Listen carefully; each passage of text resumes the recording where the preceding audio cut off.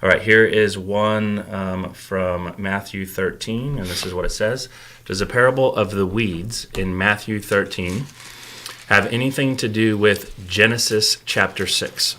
So in the parable, I'm imagining that you're talking about the wheat and tares, and that's what it is in my translation.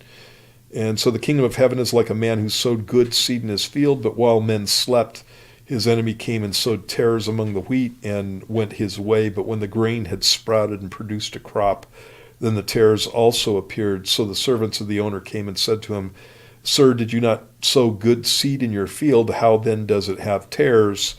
He said to them, An enemy has done this. The servant said to him, Do you want us then to go and gather them up? But he said, No, lest while you gather up the tares, you also uproot the wheat with them. Let both grow together until the harvest, and at the time of harvest I will say to the reapers, First gather the tares, bind them in bundles to burn them, but gather the wheat into my barn.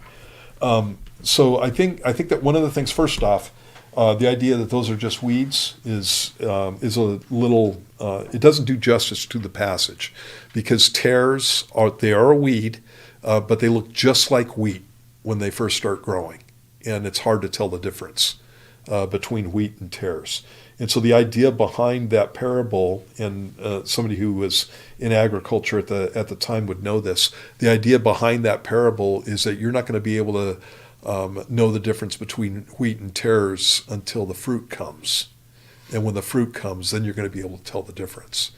And it's talking about hypocrisy in the church. It's talking about phony Christians. They look like Christians. They talk like Christians. They go where Christians go. That kind of thing. But they don't really know the Lord.